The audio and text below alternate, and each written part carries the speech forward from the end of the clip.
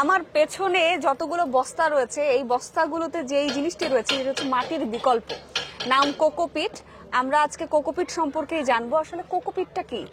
আচ্ছা, ধন্যবাদ। কোকোপিট হচ্ছে এক ধরনের মিডিয়া মাধ্যম যেখানে মূলত আমাদের যে চারা আছে চারা এখানে বড় হয়। আমরা জানি যে চারা বড় করার জন্য বা বীজ থেকে যখন চারা বড় হয় তখন কিন্তু আমাদের একটা মিডিয়া মাধ্যম দরকার হয়।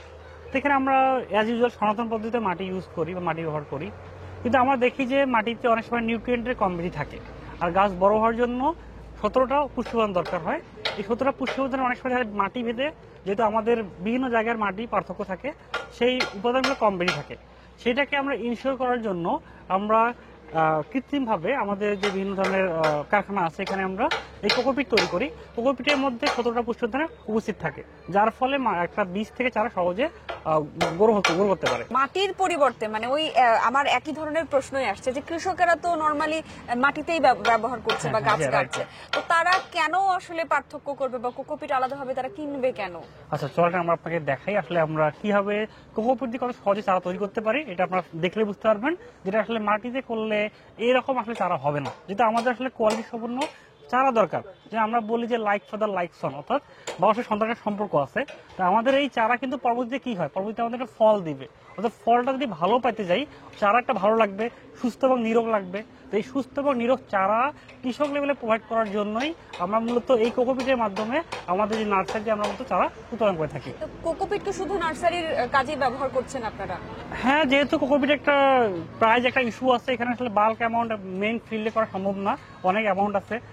এই জন্য আমরা মূলত নার্সারি চারা তৈরি করার জন্য কোকোপিটটা ইউজ করে থাকি। পরবর্তীতে কোকোপিট ব্যবহার না করলে গাছের কোনো ক্ষতি হওয়ার সম্ভাবনা আছে কিনা?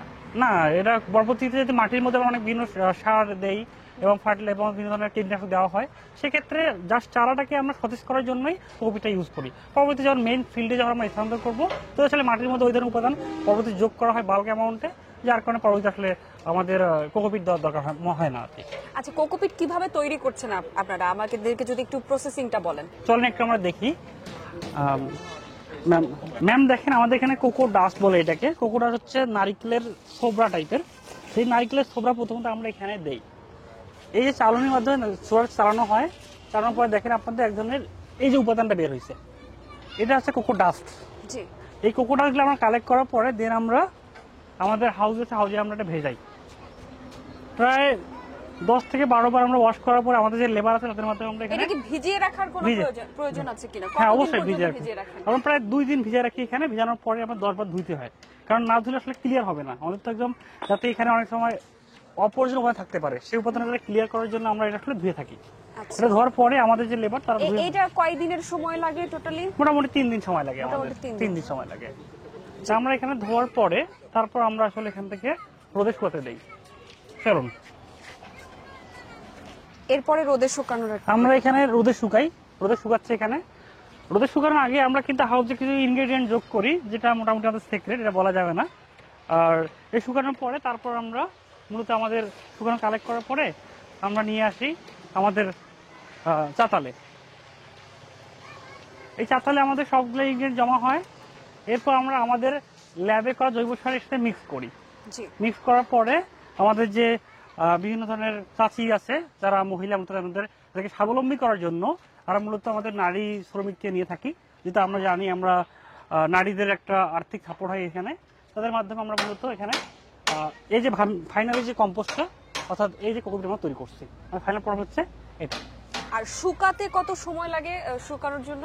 শুকানোর আসলে ডিপেন্ড করে, তাপমাত্রার উপর ডিপেন্ড করে। আমরা ম্যানুয়ালি করলে আমরা দেখা যায় তাপমাত্রা ভেরি করতেছে, তো ম্যানুয়ালি ছাড়া আমাদের মেশিন আছে, মেশিনের মাধ্যমে আমরা করে থাকি। তো মেশিনের জন্য টাইম খুবই কম লাগে। মোটামুটি আমাদের দেখা যায় যে মেশিনে যাওয়ার পরে কিছুক্ষণ মধ্যে এটা হয়ে যায়। এরপরে এই যে আমরা কোকোপিটটা পেলাম, এটাই আসলে আপনারা নার্সারিতে ব্যবহার করছেন? হ্যাঁ, জি জি, আমাদের এই ফাইনাল যে কোকোপিটটা আছে, সেই কোকোপিট আমরা পরে বস্তা করার পরে প্যাকেটজাত করার মাধ্যমে আমরা আসলে আমাদের যে কাস্টমার তাদেরকে আমরা সার্ভিস দিয়ে থাকি এবং আমাদের যে নার্সারিটা ইউজ করা হয়ে থাকে। আচ্ছা, এই কোকোপিটের প্রাইসের ব্যাপারে যদি বলেন একটু আমাদের। প্রাইস আসলে ভেরি করে। আমাদের বর্তমান প্রাইস এটা কিছু লেভেলে 21 টাকা করে।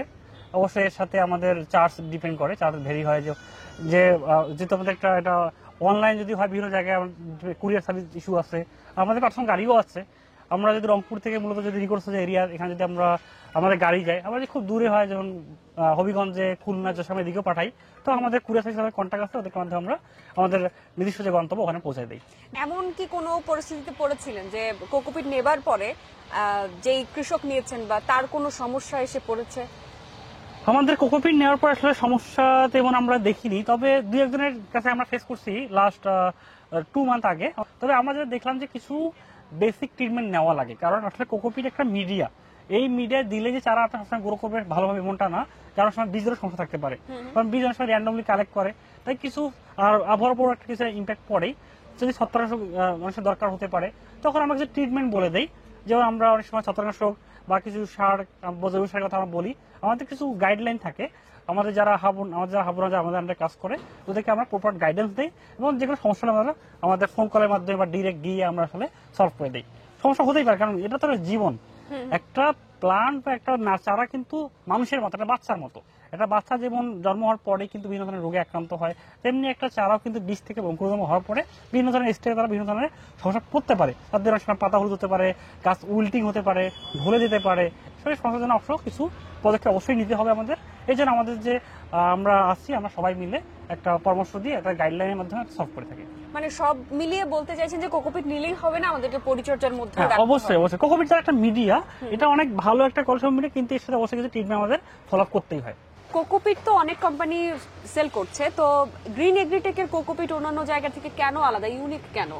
আচ্ছা, ধন্যবাদ। এটা আসলে একটা কম্পিটিটিভ একটা কোশ্চেন, কারণ আসলে সবাই প্রতিটা কোম্পানি প্রতিটা প্রতিষ্ঠানই বলবে যে আমার প্রোডাক্ট সেরা। আসলে বলাই উচিত, কারণ সবাই তার যত্ন মতো তার সর্বোচ্চ দিয়ে আসলে তার প্রোডাক্টটা তৈরি করে, এটা বলা স্বাভাবিক বিষয়। তা আমরা মূলত বলবো যে মুখে বলা চাইতে কাজে প্রমাণ দেওয়া সবচেয়ে বেশি যথাযোগ্য বলে আমি মনে করি। আপনারা দেখতেছেন আমাদের যে চারাগুলো, আমরা আমাদের নিজস্ব কারখানায় তৈরিকৃত কোকোপিটের মাধ্যমে আমরা আসলে এগুলো তৈরি করেছি। এখানে চারা দেখেন কত সুন্দর একটা চারা। এই যে চারার যে সন্নিবেশগুলো কত সুন্দর এবং একদম সমান্তরাল, একই সাইজের।